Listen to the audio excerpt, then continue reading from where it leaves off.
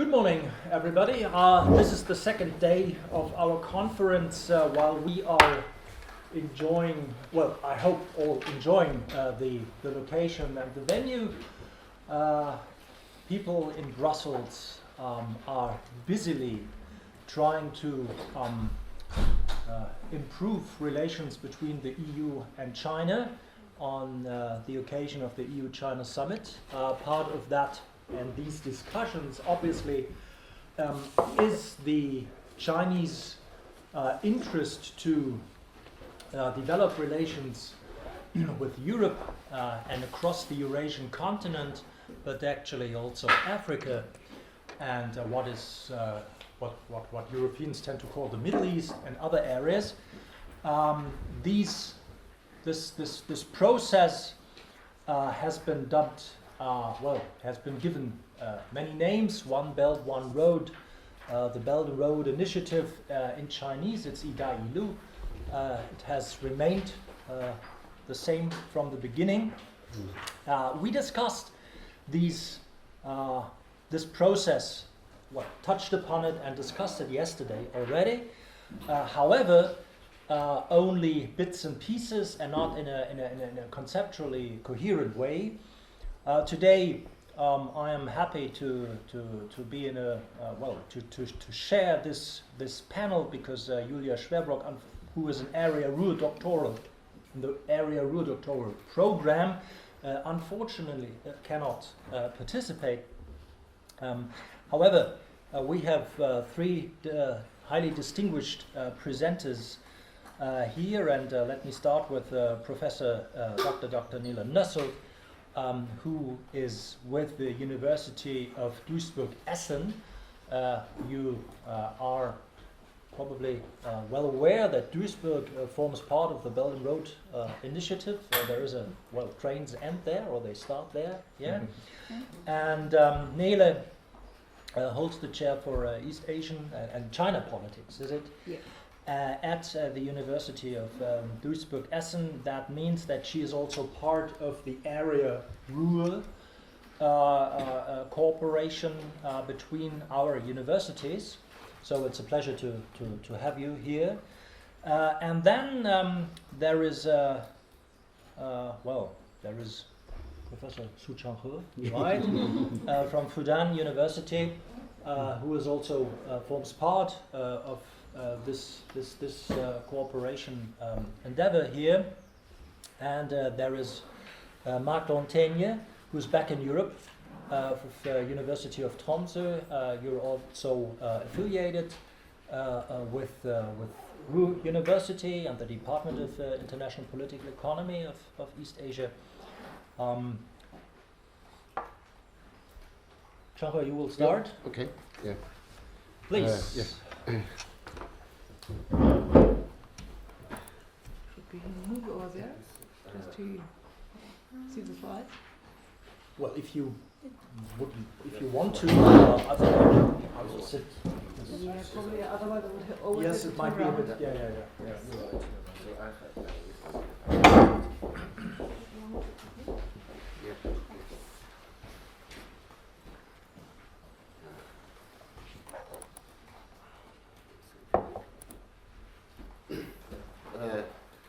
Thank you very much for Sebastian's introduction, and also thank you for inviting me to be here.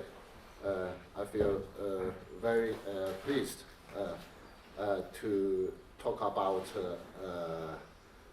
Chinese view of Belt and Road Initiation, and I also try to provide a theoretical thinking of Belt and Road initiation.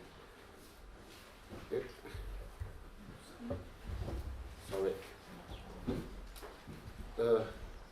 My presentation will be composed of 4 parts. The first, I will try to talk about the current transformation of international relations, because I think that is a bigger background for thinking the initiation of Belt and Road.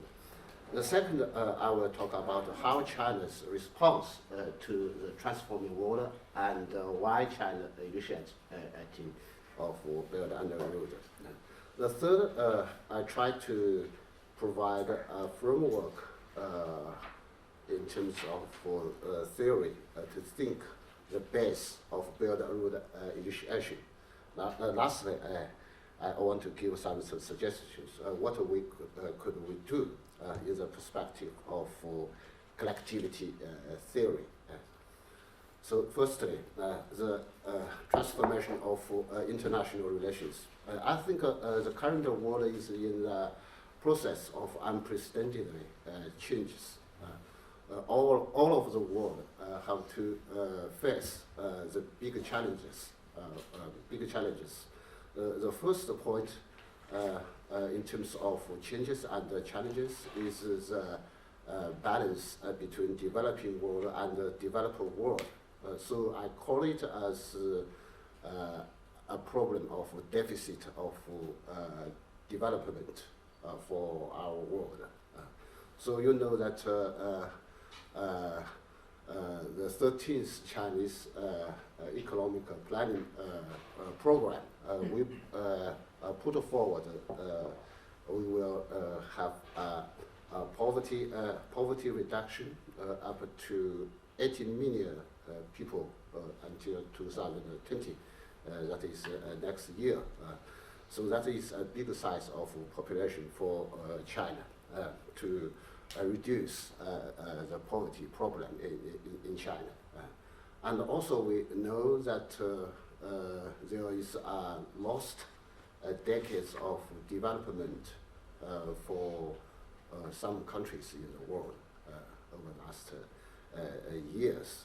So also we find that there is a bigger movement for developing countries to do some measures to co-industrialization process, such as China, India, Africa, as well as other regional developing countries.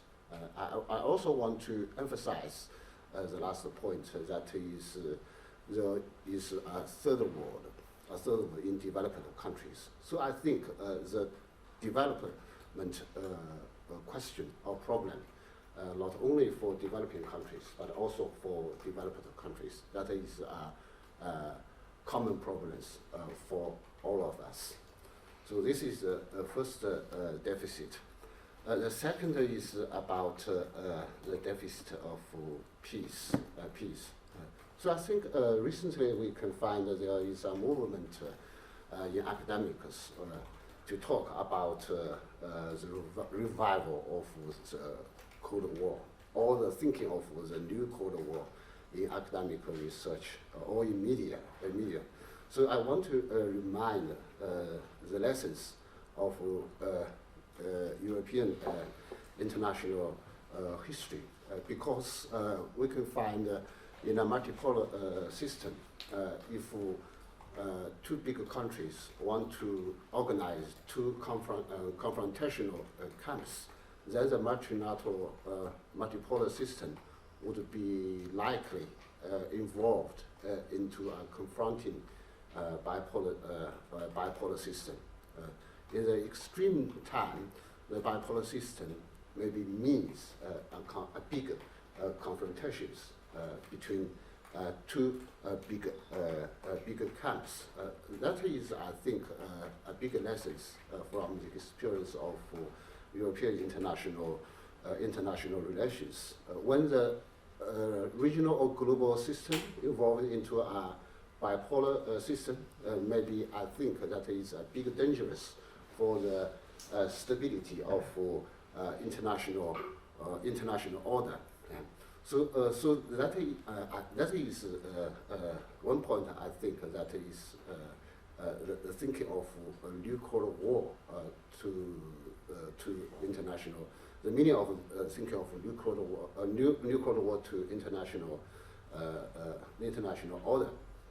The third point is about deficit of governance. I think the deficit of governance not only emerged in global governance level, but also exist in domestic level. So I call it as a double deficit of governance in the level of international and domestic areas. In terms of international politics, we witnessed the phenomenon of exit policy or withdrawal strategy to public interests-based cooperative agreements in international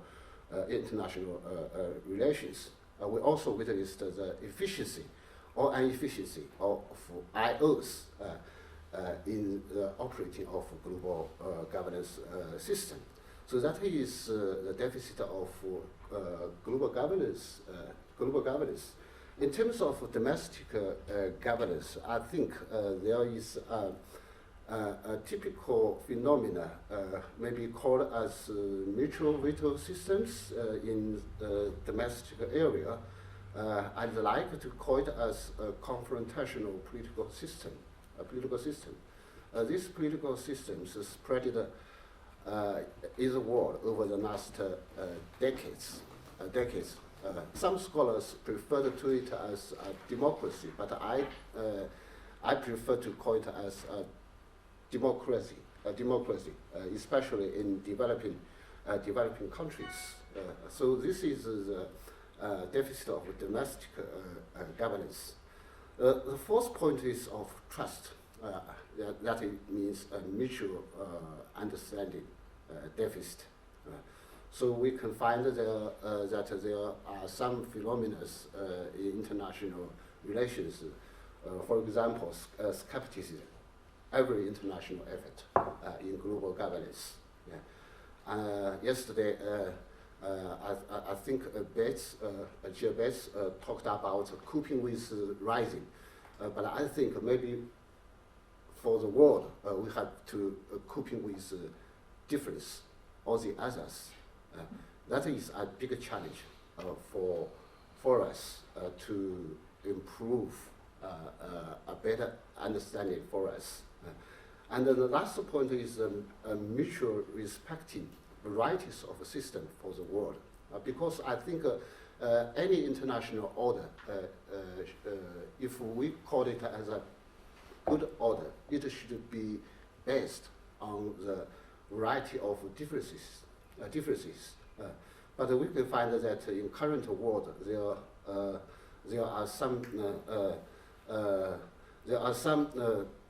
some deficits of mutual respecting in international relations. So that is why we talk about the importance of transcultural dialogue. So that is the four deficits for the world. The second part I want to talk is how China responds to the transforming world and the reason for the initiation of Belt and Road strategy. So we can find that in current world, all of us facing the same situation, but while there are different responses in the world, maybe it's easy for us to divide the two different responses. The first is multilateralism for the world, but the other is mini-lateralism or unilateralism for international order. The second is people want to have an open world economics, but maybe the other side is want to take measures to strengthen protectionism. The third is about the importance of common security for all of us, but the other side maybe is reinforcement of military alliances. The fourth point is all of us realize the importance of dialogue among different civilizations, but on the other side, maybe we witnessed the clashes of civilizations. So I think maybe we enter into the 21st century, but some people are still live in the 19th century. That is a big reason for us to think the importance of new international relations for the world. So second is the initiation of BRA launched in 2013 by President Xi Jinping in Kazakhstan and Indonesia. I think this initiation is more or less response to the current deficits of development, peace, governance, and trust. So President Xi Jinping to talk about the importance of collectivity for the Belt and Road initiations.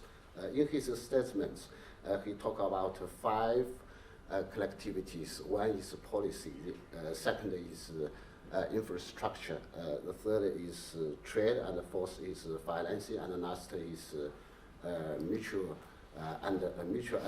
understanding. So the third part, I will try to give a theoretical thinking about Belt and Road initiation. I think what's the theoretical base of BII? Maybe some scholars prefer to think about the integration theory, which occurred in the experience of Europe continent. But I think the goal and the methods of integration and collectivity is a little bit different, because we know in terms of integration theory, it tried to establish a super national or super state. It means some countries in this region have to abandon its sovereignty, and then all of the members could be upgraded to a bigger level of international or regional organization. So the second point people prefer to think is the theory is hegemonic cooperation. This theory assumes that a hegemonic state who dominates the system could provide public goods for the other countries. Then the cooperation could be achieved in this process. But I think maybe we have to think about the alternative theory to think about Eurasia collectivity or Belt and Road initiations. I call it as collectivity theories, because I think for most developing regions, maybe the possible path for them to realize regionalization, the goal is not integration. It is maybe the collectivity. So I want to provide 4 points, 3 points about the collectivity theory. So there is an ancient Chinese saying who talked that the foolish people always try to look for differences. Smart people always try to look for similarity. While the wisdom people always try to look collectivity. So if we want to get cooperation, maybe it is impossible for us to exaggerating the differences among different countries. So I'd like to share with you the ancient Chinese scene, which talk about the collectivity. So in terms of collectivity, the first point is collectivity goods.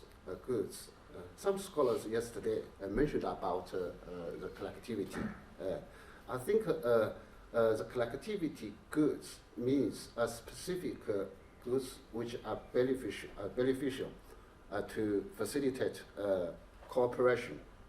This kind of goods jointly supplied through consultative democracy, and the goods could be shared by the member actors.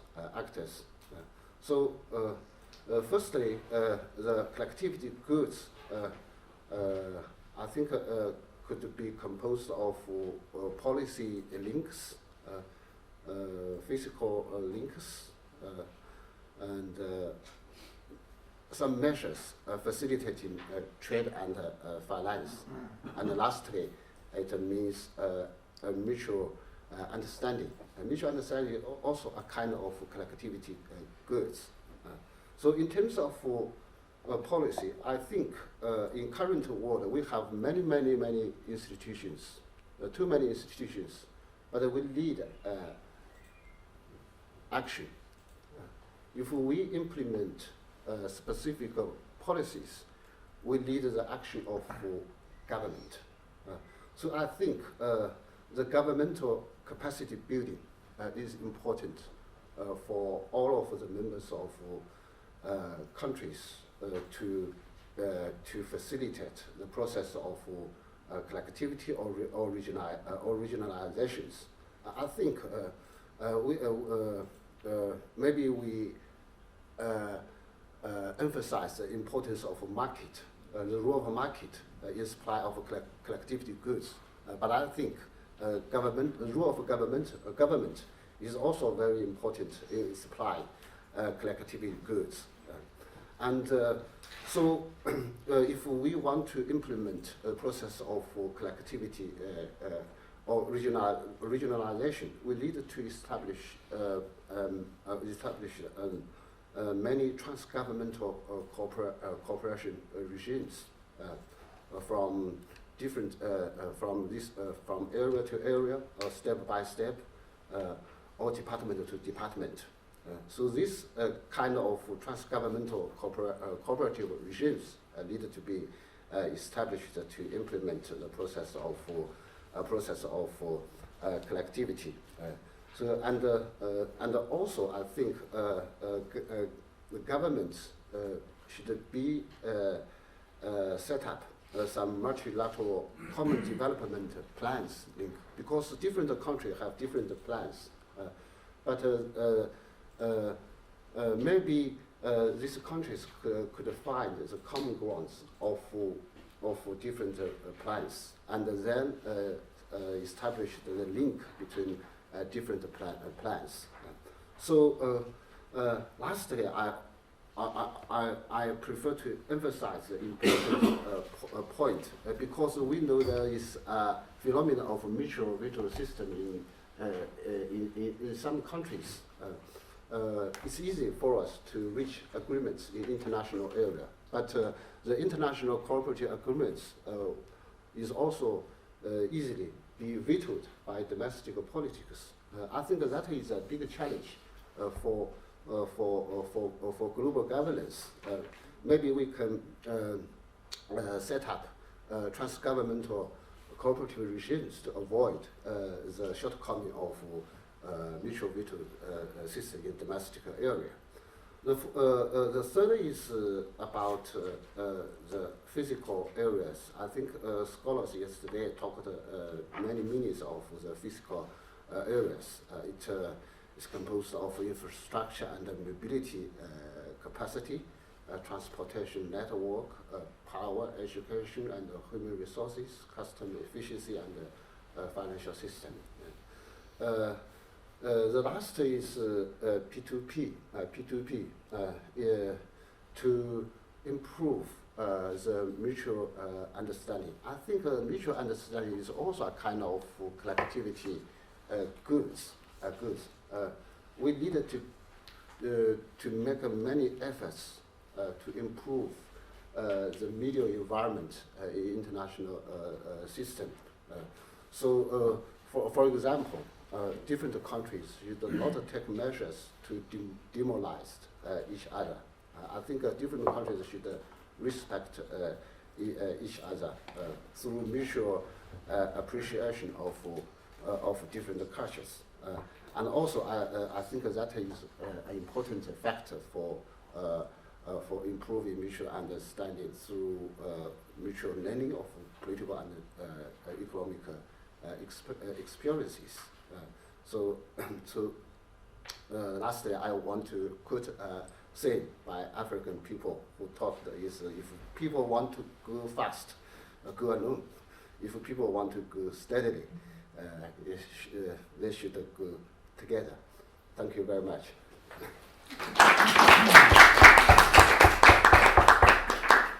Well, thank you, Changhe, for a very stimulating and challenging view, especially when it comes to the role of the European Union, actually, I have to say. But we'll discuss that in a couple of minutes. Before that, Marc, can I invite you to present your views? Thank you.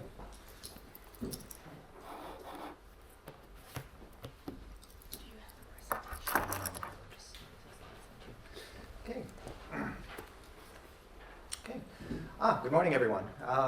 First of all, let me extend my thanks to Professor Bersick, as well as the organizers for this really fascinating seminar. First time in Bochum, so it's really great to finally be here. What I'd like to do with my presentation is talk a little bit about a relatively new branch of the Belt and Road and what it might mean for not only Chinese foreign policy, but also the concept of connectivity.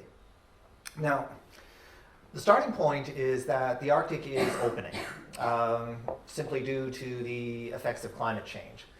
But the question that's being produced because of this opening is, to what degree is the Arctic now, or should be, considered an international space?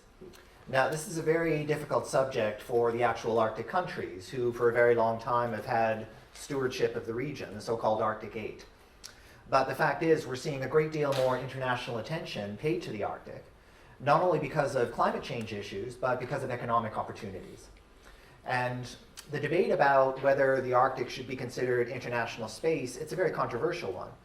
Because on one hand, the Arctic is not a blank spot on the top of the globe. There are laws, there are regimes, there are certainly a great deal of history there, and there is a population, 4 million. But the fact is, if you only look at the law, the legal regimes in the Arctic, you're getting a very incomplete picture of what is happening. It's also necessary to look at issues like norms.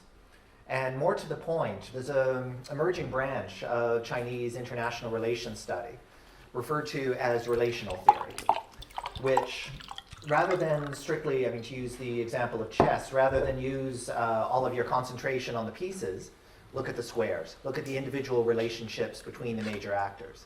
And in the case of China, China is forging some very significant Arctic relationships even before the Belt and Road began to take shape in the region. Now, when the Belt and Road was first articulated back in 2013, it didn't take that long for people to speculate that it was only a matter of time before the Arctic would be included. But when I first started looking at the question, most of the responses I got were along the lines of, well, China does not yet have an Arctic policy. It's not a priority. Maybe this is something we'll approach in the next 10, 20 years. But obviously the timetable moved up quite a bit. The Belt and Road officially added the Arctic region in the middle of 2017. And when China released its very long-awaited white paper on Arctic affairs in January of last year, this was the official government line that yes, the Arctic was going to be used as part of the BRI framework. That said, it is tempting to simply look at the Arctic as just another branch of the kind of widening scope of the BRI. But there are two very important reasons, which I'm going to discuss, why this particular part of the Belt and Road is being approached by China with a bit of caution. The first reason is that unlike other parts of the world where the Belt and Road has developed, and I'm thinking primarily Africa or South Asia or Central Asia, China does not have the same kind of geographic or historical presence in the Arctic as compared with other regions. Moreover, when you compare China's Arctic presence with, let's say, many parts of Western Europe, you look at France, Italy, the UK, or Poland, China's had to do a lot of catching up. One would argue that its Arctic policies really only started to take root in the 80s, so much later than many other Arctic Council observers.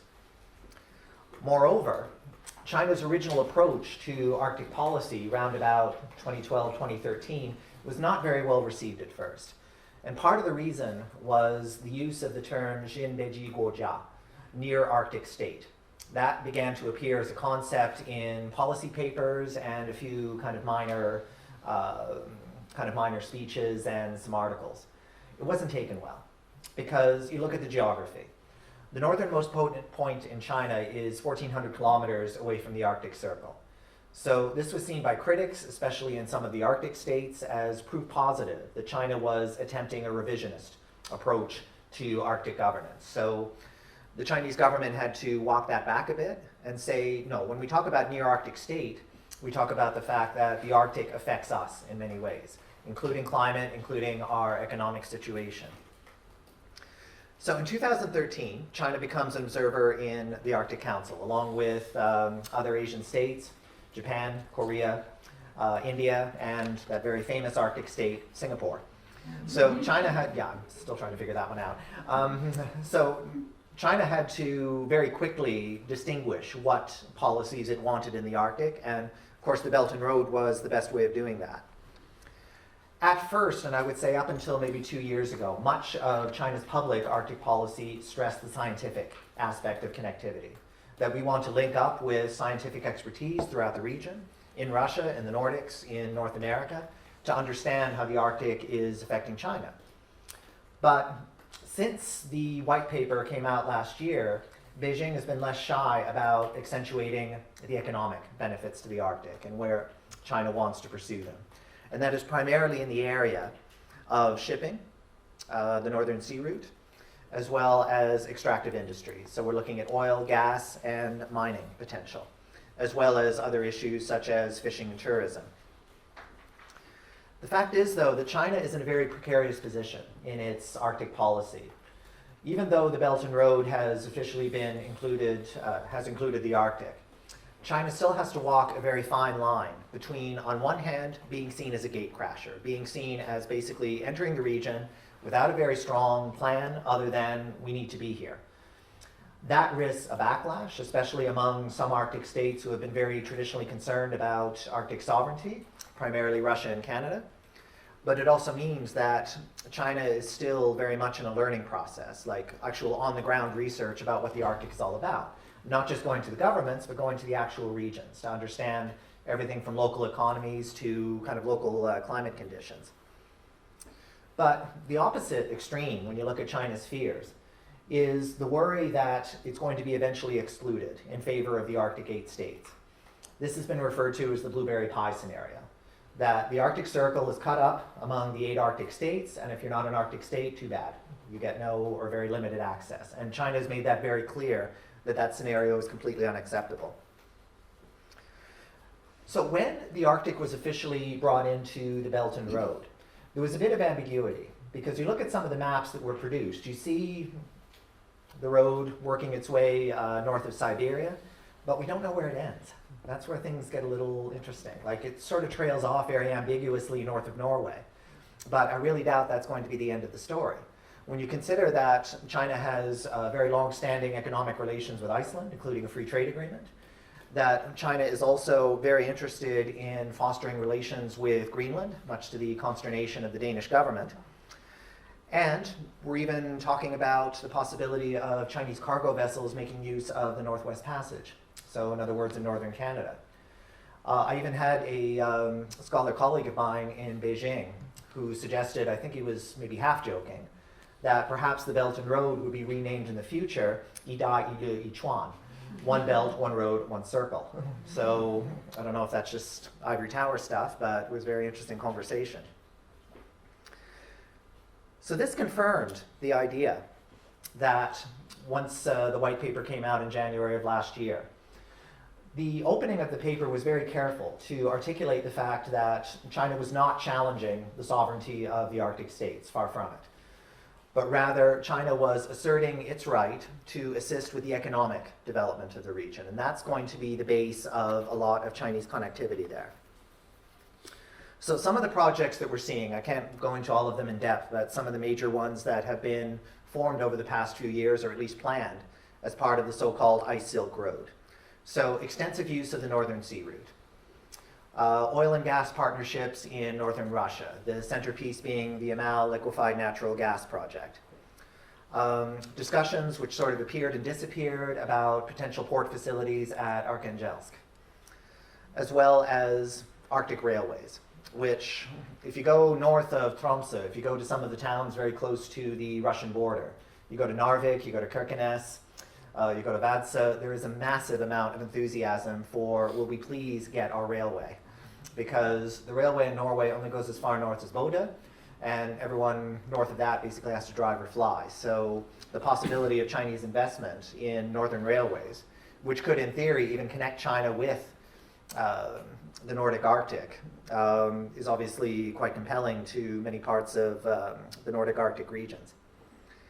And one other connectivity project which is appearing and disappearing, the fiber optic cable. The idea that there would be an internet cable stretching all the way from China again to the European Arctic. There is still, though, a great deal of emphasis on scientific diplomacy. That is still kind of China's leading approach to the region. And that partially is to kind of deflect the idea that China is only interested in resource diplomacy. But even that is starting to have some aftershocks as part of the BRI. Some states have been engaging China more than others. I mentioned Iceland before. Greenland right now, a colleague of mine at the University of Iceland has been looking very carefully at how China's economic interest in potential mining, potential oil and gas, is having a knock-on effect on the question of Greenlandic independence. And right now there's a very, very quiet tug of war going on between the United States and Denmark on one side, China on the other, and with the Greenlandic government and the Greenlandic people sort of being batted around in the middle. And this has been very kind of off the radar, but the way things are looking, I think it is going to be rising in visibility very soon. So that's the first reason why China has had to approach this part of the BRI with caution, because of its lack of geography and historical background. But the other issue is that unlike many other strands of the Belt and Road, the Arctic belt, or the Ice Silk Road, is primarily dominated by a single actor, and that is Russia. China is very well aware that Russia pretty much holds the keys to a vast majority of its BRI ambitions in the Arctic. And that has led to a great deal of speculation about, okay, how will this Arctic partnership take place? Will it be a Northern Alliance? I heard that a lot. Will it be a marriage of convenience? There's been all kinds of different phrases used for it. One thing that we've been hearing recently is that the United States is about to put out its latest Arctic policy paper, and signs appear to suggest that it is going to focus quite a bit on the strategic aspects of the Arctic, as well as viewing the China-Russia partnership as a potential threat to American interests. So that paper is likely out before the end of the summer, and it'll be interesting to look at. Contrary to popular belief, though, and this gets bandied around in some American policy circles, China is not in favor of any kind of militarization of the Arctic. The worry there is that as soon as you start to see a great deal more emphasis on security and strategy, that leads to the blueberry pie scenario. The idea that the Arctic states will basically scramble and only protect their particular interests. The Arctic is not going to be a main outlet for the Belt and Road. It is still, though, of secondary importance, and it is still a very important test case for a lot of China's views on connectivity and many of the principles of the BRI, including win-win cooperation. That said, now that the paper is out, there is a great deal of pressure being placed on China right now to further clarify which types of projects are actually going to be coming to the fore. So which infrastructure projects are actually going to be getting the funding. Part of the problem there is that this particular aspect of the Belt and Road has been announced without, again, a great deal of knowledge base.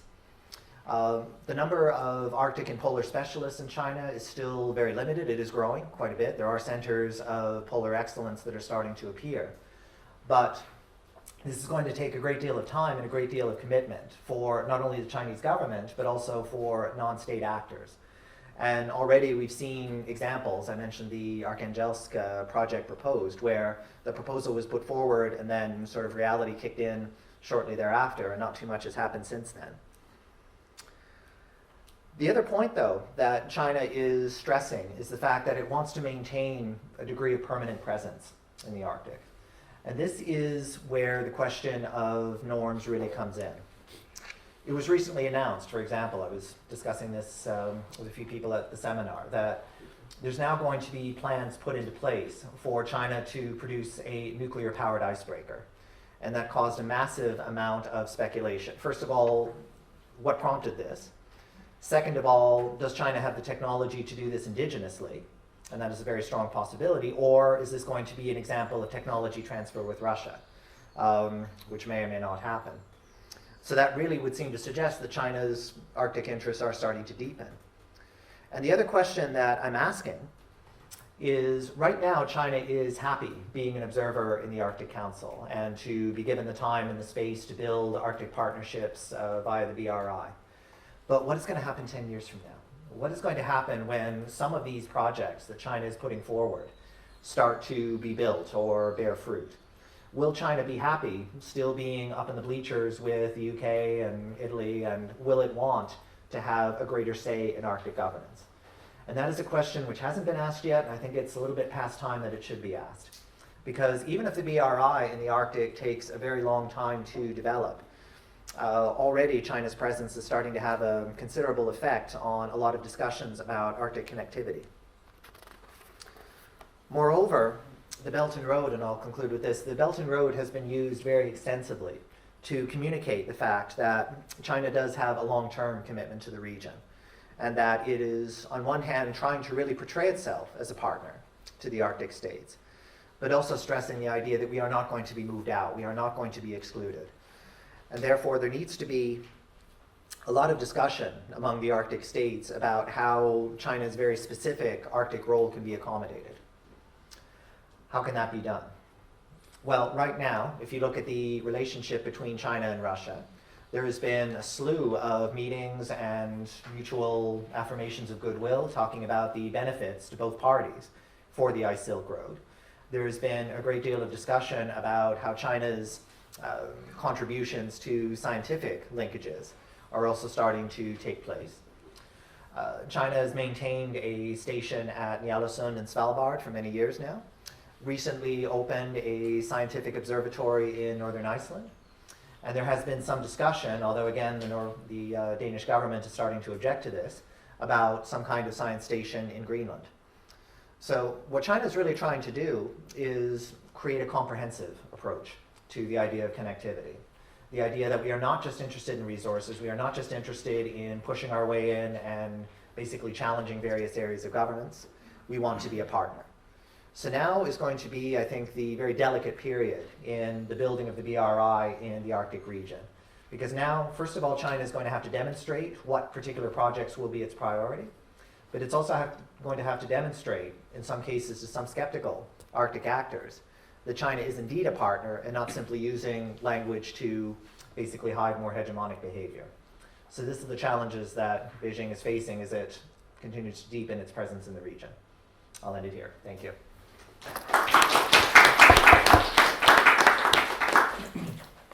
Well, thank you very much, Marc, for this highly insightful and also empirically rich presentation on developments in the Arctic region that so far have not been taken into consideration when discussing these issues, and actually when conceptualizing or thinking of connectivity, right? At least in the discourse that has evolved so far. Nele Noesselt, you are the next to present, and you have dealt with the Belt and Road Initiative also yearly and thoroughly, so we're looking forward to your thoughts. Yeah, so thanks for the introduction and also thanks for the invitation. It's a great pleasure to be here, and As Sebastian already mentioned, we are closely cooperating on these issues, Belt and Road, but also Chinese East Asian politics in general. And I'm just back from a conference bringing our area students, so we have a joint graduate school run by Bochum and Duisburg, and I had to bring our students to international conferences, just back from Canada, Toronto, and back from another conference, the German Association of Asian Studies, held in Würzburg. So now we also have a chair at the board of the German Association of Asian Studies for our joint cooperation program area. So excuse my somehow kind of well sketched and also scattered story that might be due to severe jet lag. I try to skip those parts that have already been mentioned, so I'm not going to read my paper, I'm not going to use the PPT I originally prepared, because that would be just telling the story another way around. So I'm taking up 3 points. The first point mentioned by Changhe was on theory. So what is the theory background of the Belt and Road Initiative? When you look at inner Chinese debates, some IR scholars might tell you, well, we have been searching for a Chinese approach to international relations, to world politics for over 30 years now. And we're still trying to come up with our own interpretation of world politics. And some scholars might tell you, well, right now the Belt and Road Initiative gives us kind of the starting base for the formulation and for the implementation of a Chinese view of global affairs. So what is the difference between BRI as a Chinese approach to global affairs and Western theories of international relations? As we learned from the previous presentations, there are many overlapping parts. You can compare the BRI approach to global connectivity made in the US or made in Europe or made in Russia. But there seem to be some differences. The Chinese side is always stressing win-win cooperation. It's not about resources, it's more about a global view. It's an all-encompassing approach. And that is often linked to Chinese philosophy. The idea that, well, harmony can be reached by allowing the different parts of the system to preserve their independence. So it's collaboration, it's cooperation between various parts, various pieces. So in Chinese international relations, it's often referred to as peaceful coexistence. So when Chinese scholars talk about the BRI, they often stress that when you enter the BRI framework, you don't have to transform your political system structures. You don't have to comply with Chinese socialism. And everyone is invited to join. And that is why there's a severe and major difference between the BRI as a Chinese interpretation of global connectivity and the Marshall Plan, which somehow facilitated or forced European integration after the Second World War. Of course it depends on the level of comparison. You can compare parts of the BRI to the Marshall Plan. When it comes to economic cooperation, financial funding provided by the Chinese side, there are some overlapping parts. But when it comes to the Cold War dimension of the Marshall Plan, well, that is unique to this initiative. Because the Chinese government and the Chinese IR scholars develop a different story that will tell you, well, you can join, you can collaborate, and we can keep the existing system structures, we can keep the existing international organizations. There's enough space for all institutions that have been established after the Second World War, and all those new institutions like the Asian Infrastructure Investment Bank or the Silk Road Fund or other regional banks that can now join already existing frameworks. So in my paper I'm mainly focusing on Central Asia, Eurasian part of the Silk Road, and there you can see that the Chinese side is not pursuing an independent financing of Belt and Road related projects. Rather, it is joining hands with the European Union. And the percentage of Chinese money provided for Belt and Road projects in Central and so Central Asia or the former Soviet Union parts, that's rather a small percentage. So when you go back in time, when you look at the European Union's efforts to integrate Central Asia, you will see that most of these projects have not been concluded, they are still ongoing. And China is just joining in. And they are trying to avoid this image of being kind of an intruding power, of trying to kick the European Union out. So the story told by Chinese scholars and by the Chinese government is a story of cooperation, connectivity, as we learned from the first presentation. And we do have a joint connectivity platform between China and the European Union. The idea is, while China has an overflow of money that can be invested abroad and should be invested abroad, and the EU definitely has an interest in getting part of Chinese funding, but also in controlling the flows of Chinese capital and making sure that China is playing well along the routes defined by the European Union. So there we are with the norms and value debate. So as long as China was still a rising power, not at the level of the second largest world economy, the idea was that if you allow China to join existing institutions, China would comply and would transform its system structures. What we observe right now is that China has entered various institutional agreements, but is not trying to transform itself from being a rule taker to becoming a rule innovator. So they're not trying to impose Chinese norms or Chinese standards, whatever that might be, but they're trying to have their voice heard in international affairs. So they're using a Chinese terminology sometimes, like developmental peace would be one example.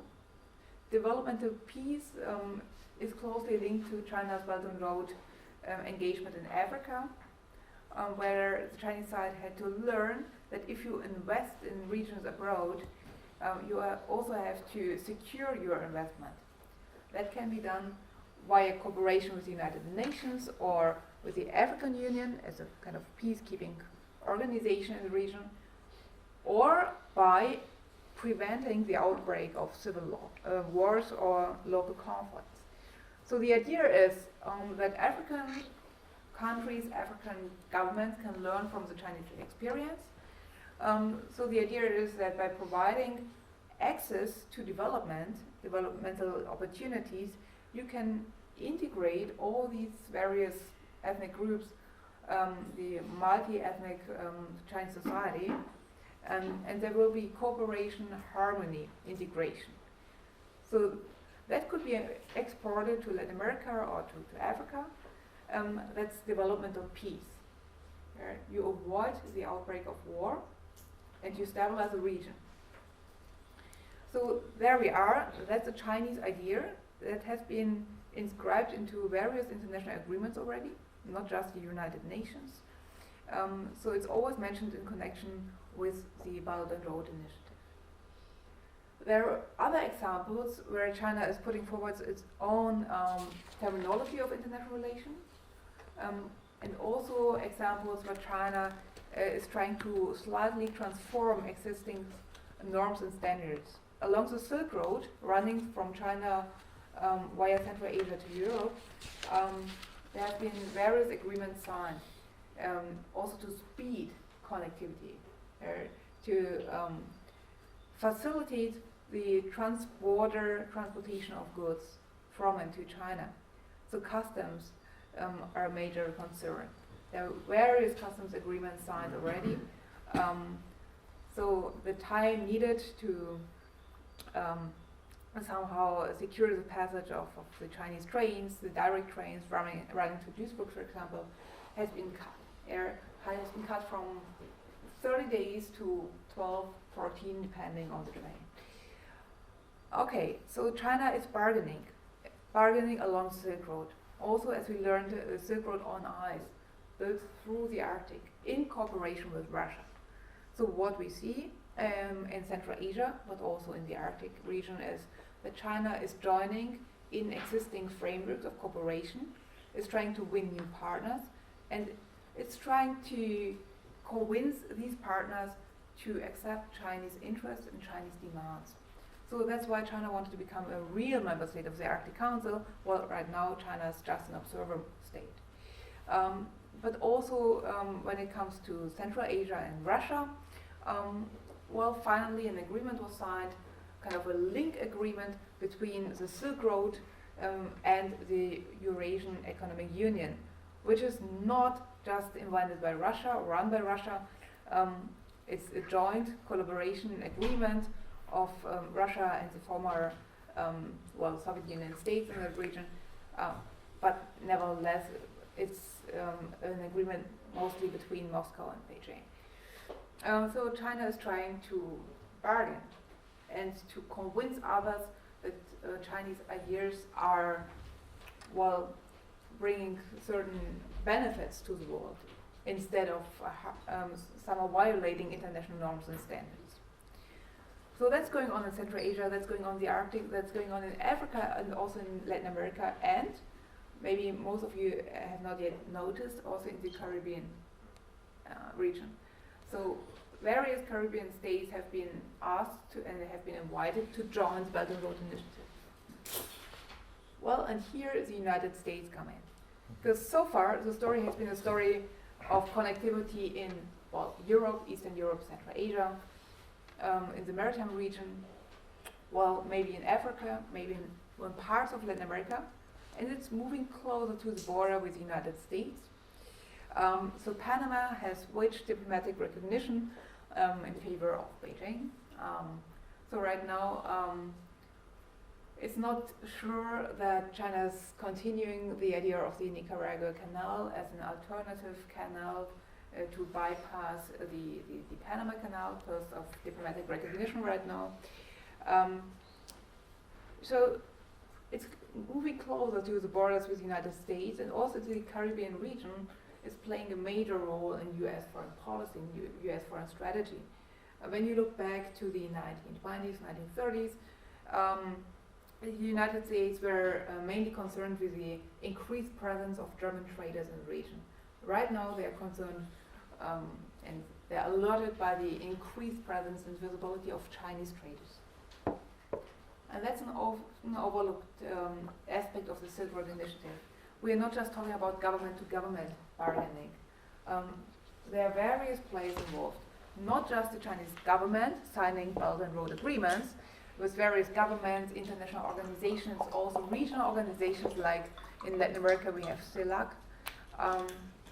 There are also micro-traders involved, private companies, not just state-owned companies. Those are the most visible players, of course, because they are building the large infrastructure projects, but there are also various small traders involved. And these actors are beyond the direct reach and control of the Chinese party state. And that's the untold story of the Belt and Road Initiative. Because we are talking about reshaping Eurasia, and when we look at Central Asia and in Eastern Europe also, we see that various well, large-scale projects are not run by China state-owned companies. Of course, Chinese banks are playing a major role there, but many small and even large-scale projects are put forward by groups of private investors, by groups of smaller companies, all based in China, of course. Reshaping, well, that's region building, region making. It's not just about, well, connectivity related and associated with roads, railroads, airports, harbors. Of course, China is building a kind of globe-spanning network of connectivity. But what is, well, often not mentioned is the invisible infrastructure. So that's norms and values, of course. But where do norms and values really play a role? Well, when it comes to connectivity via the internet, for example. When it comes to technical standards. And we have the debate right now about the 5G network in Germany, in the US, in Eastern Europe. So China is also exporting, well, IT infrastructure. and grid infrastructure. There have been various offers to the Balkan states, and that of course led to a response by the European Union. So right now we have a new Balkan strategy just to avoid the kind of interference by Chinese companies, trying to make sure that these groups of states will be included in the Western European network of connectivity, also IT connectivity. But kind of this struggle, this competition is ongoing. And that's somehow the new level of competition that we will see along the Silk Road, kind of a competition about the global standard. Because the country is a player who will define the rules of the game, and that's also linked to IT standards, will be the most influential global power in the future. And if you manage to convince all kind of players along these new corridors of the Silk Road, and there are officially 6 corridors, to somehow accept Chinese IT standards and AI, artificial intelligence standards, well, of course, you explore new markets for your own companies, and these are not state-run companies, these are private stock market-based companies.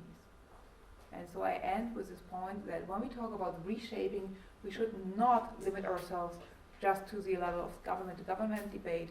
We should really include the plurality, the multitude of invisible actors. Thanks for your attention.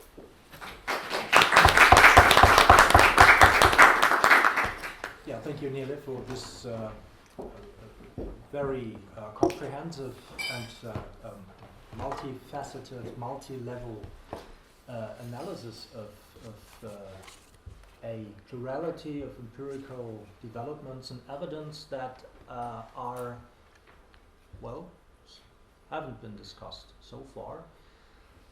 It occurred to me somehow that we are really talking about globalization here, actually, right? I mean, this is truly planetary, and actually, this is probably the question at hand. That is, will the European Union, how will it respond to such a global thrust of globalization, and is the strategy that we discussed yesterday, the building blocks for connectivity between Europe and Asia, is this fit to as a response in terms of policy and a strategy and also policy? Well, this is what we will have to link up when we discuss this further. Now there are questions from your side, and I'd like to invite those of you to post those questions. Since we're dealing with the Arctic Circle, who is the icebreaker?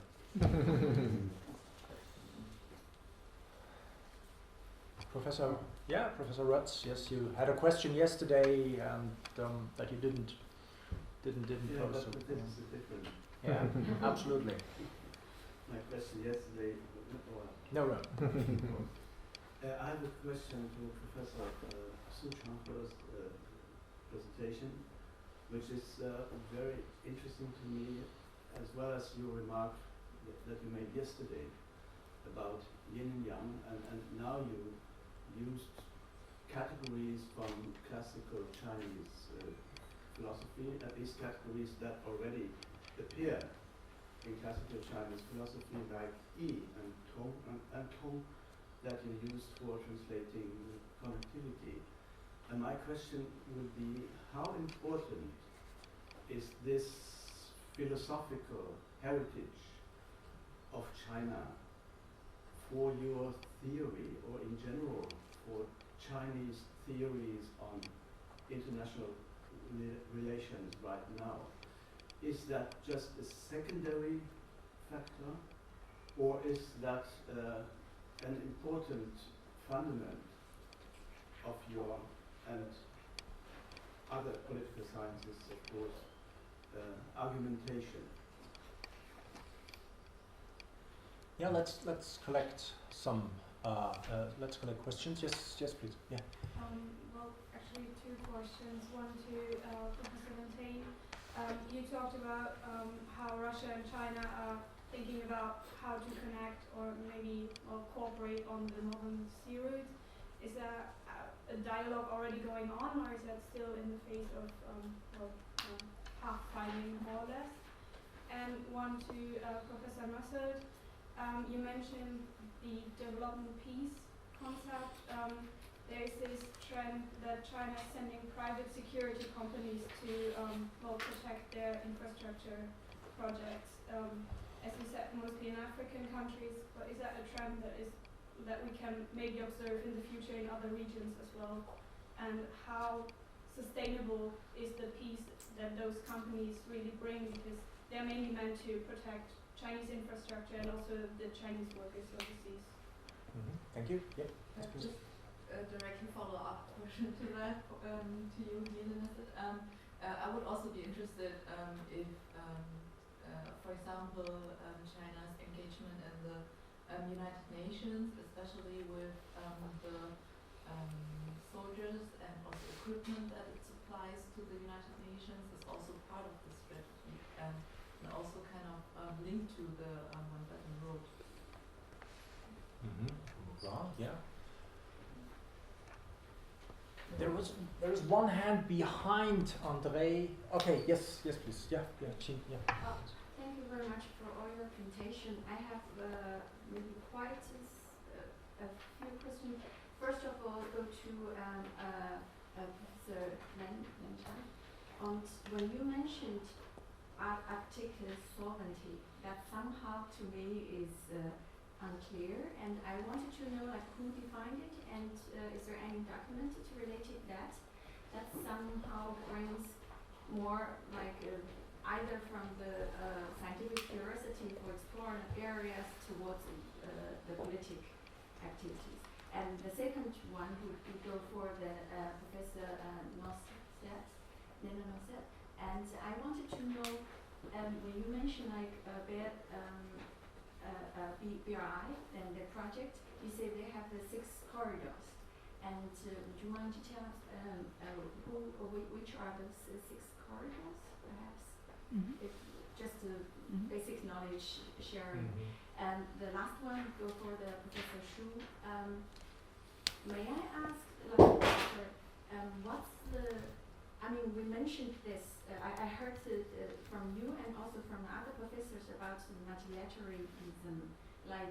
It seems like it's a share point between the EU and China, but however, it doesn't appear clear to me what exactly that means or how the both sides shared. But perhaps from your perspective or from the Chinese understanding of the multilateralism, what's the tools or maybe what are the means that we actually have engaged with the European concepts or the common sense.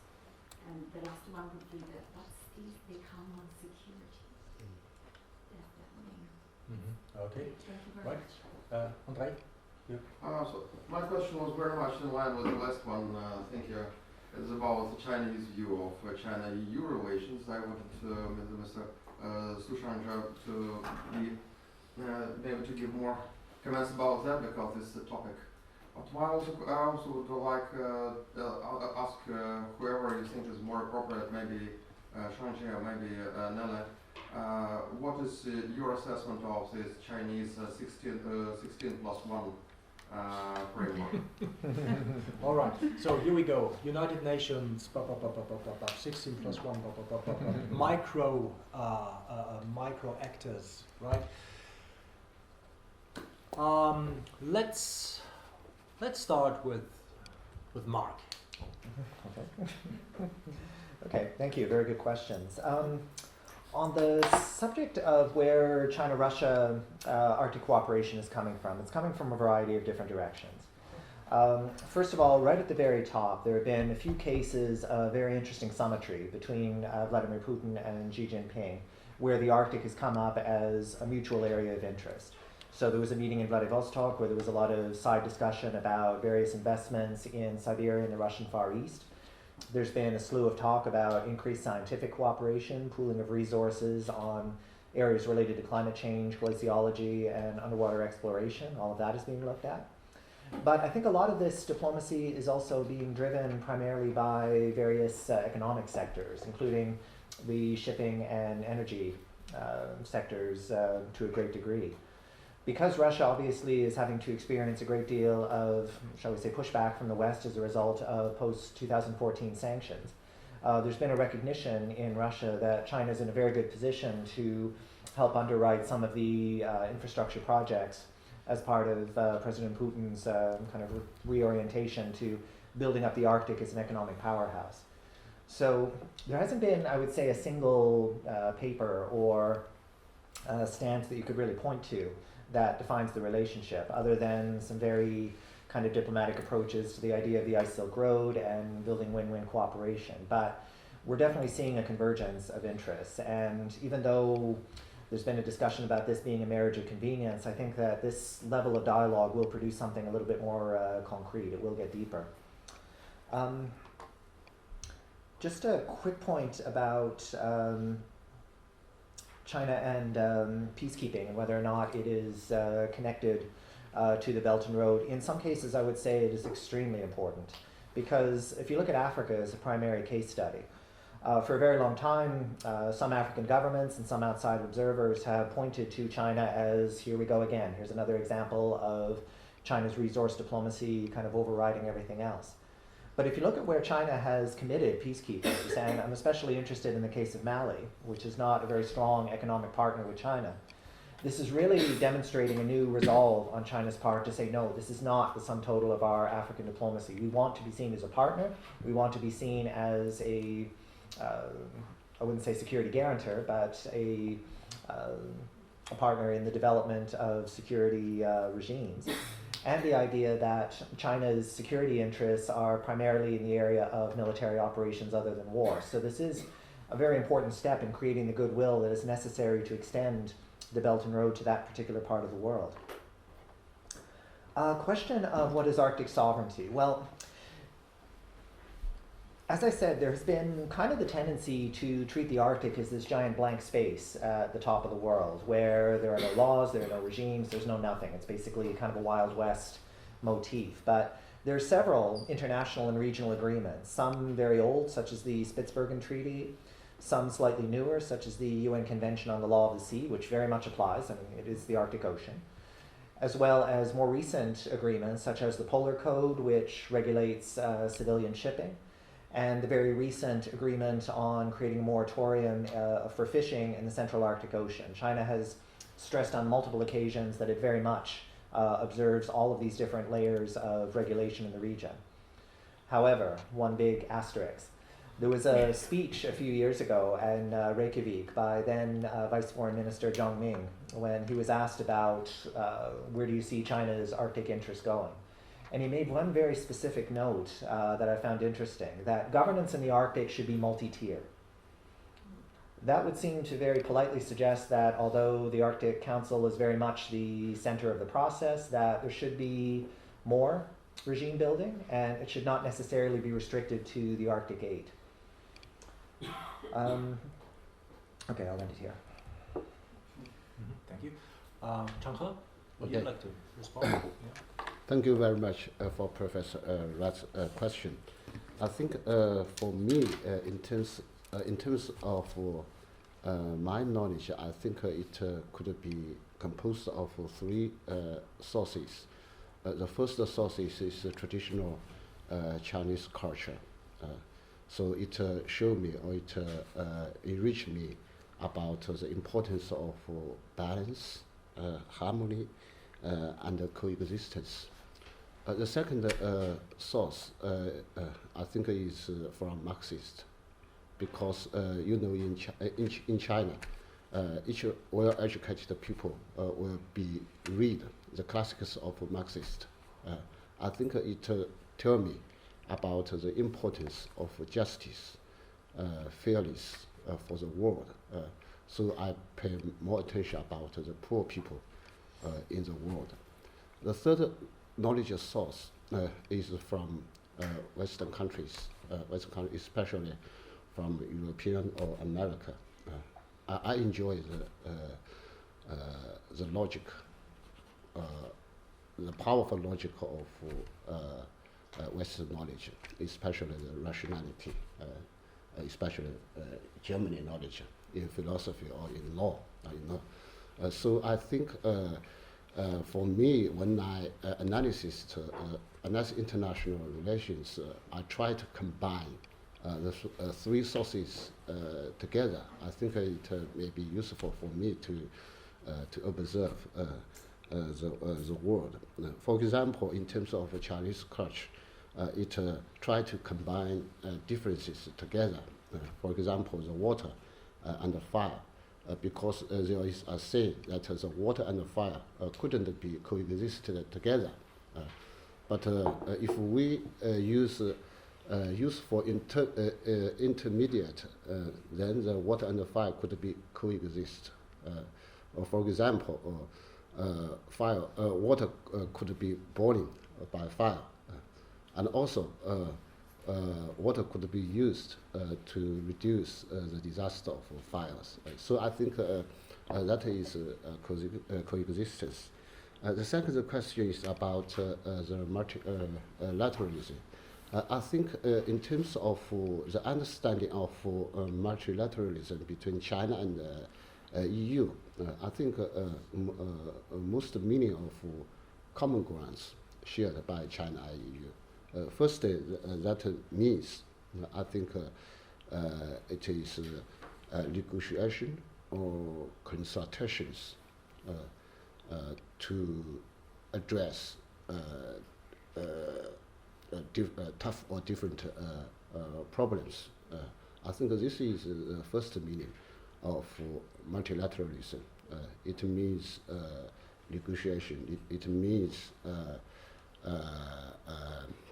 inclusive. The second, I think the common point shared by China and the EU is multilateralism is important, but it doesn't mean bilateralism is not important. I think because maybe it is political correct to talk about the importance or value of multilateralism for international order. But I think in current world, the bilateralism is also important for maintenance of international order or bilateral relations.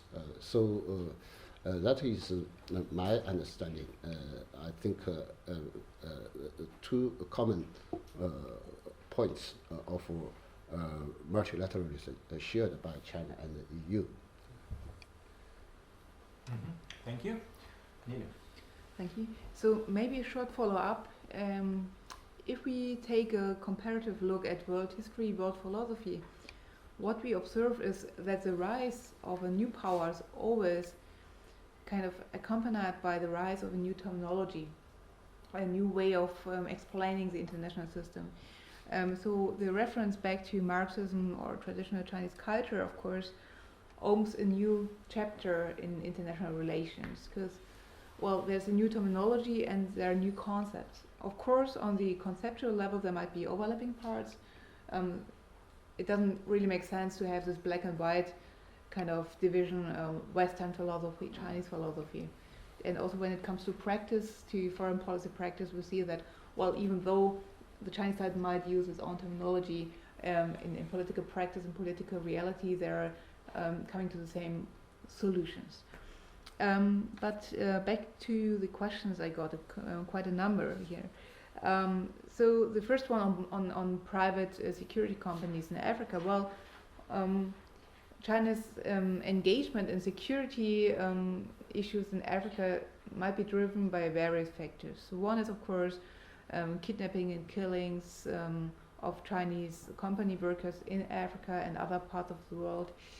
The attack on a delegation in the Bamako Blue in Mali and so on. So, of course, if the Chinese government is proposing the Belt and Road Initiative, they also have to provide security for workers and their official kind of entrepreneurial delegations. And of course, the new global presence of Chinese companies and banks and other institutions means that this dimension has to be included in China's official foreign and security strategy. However, at various missions, the Chinese UN peacekeepers are not allowed to protect Chinese nationals abroad, because that was not part of the official mission. And that is why they resorted to private companies, kind of security companies, so Blackwater and so on, Chinese-style Blackwater. They are offering training for workers going abroad, but they're also joining those delegations when they move to Africa to open a new production site there. Well, in the future, I agree with your observation. These activities might also spread to other parts of the world, definitely. Because security has now been added to the agenda of the Belt and Road Initiative. It started with economy, trade, but now they have to incalculate security issues. Also non-traditional security constellations, and they are playing that on kind of various levels.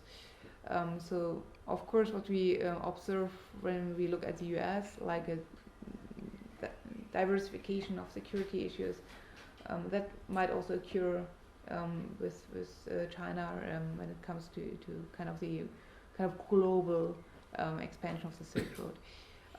Then China-Africa security, BRI, UN peacekeeping. Well, definitely that's connected. And China even started to rethink its principle of non-intervention. Yeah? So, I mean, officially they're still sticking to it, but somehow they have to intervene to protect their own interests. They are concerned when it comes to anti-Chinese riots. They are concerned when it comes to civil war or to local rebellions. So they're not just supporting authoritarian leaders, they're also supporting democratic systems if these democratic systems guarantee the security of Chinese enterprises and companies. And we have two cases that somehow illustrates this new turn in Chinese foreign policy in Africa, because in Mali and South Sudan we have Chinese combat forces. And that's a new trend. Because officially China is sending peacekeepers, but not combat forces, only in these two cases. And these two cases are tricky ones, especially Sudan, South Sudan, because Sudan, South Sudan is also linked to national sovereignty, territorial integrity. So, well, China is playing a kind of dangerous game there if you compare that to Taiwan or, there was this question about the 16+1 also. Well, China is trying to approach regional organizations and sub-regional organizations to include them in the Chinese Silk Road Initiative. And that might, in the long run, split Europe into different parts. So we have the southern part of Europe, we have the eastern part of Europe, or Western Europe, or Central Europe. And the 16+1 at least provides Central and Eastern European states with a new bargaining opportunity. They might have Brussels, okay, if you don't support us, we will turn to the east. The Eastern starts rising, Eastern cooperation, red cooperation, whatever.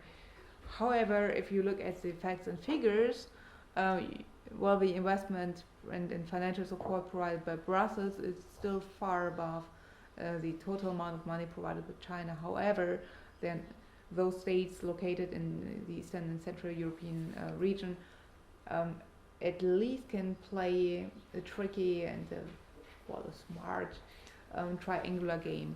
Yeah, so they can try to play Brussels against Beijing. However, the Chinese side is trying to avoid the impression that Beijing is trying to establish its own spheres of influence near the EU's borders or inside the European Union. Because all these initiatives, and that brings us back to the topic of the workshop, the connectivity initiatives offered to Central Europe, offered to Eastern Europe, have been kind of answered by the European side, by the EU, with this kind of set of new policy documents, a new policy document on the Balkan states, a new policy document on Central Asia. Yeah, which is still to come. Yeah. Yeah. Good. Well, this is where we will stop here for this panel, and I have to say that much of the points that we discussed today here weren't even touched yesterday, which clearly shows how complex this new development is in the international, and that it actually touches on IR, yes, but also international political economy. So this intersection between the domestic and the international clearly needs to be made, otherwise all theories will fall short. So thank you very much for your questions, and well, a big hand to our panelists. Thank you.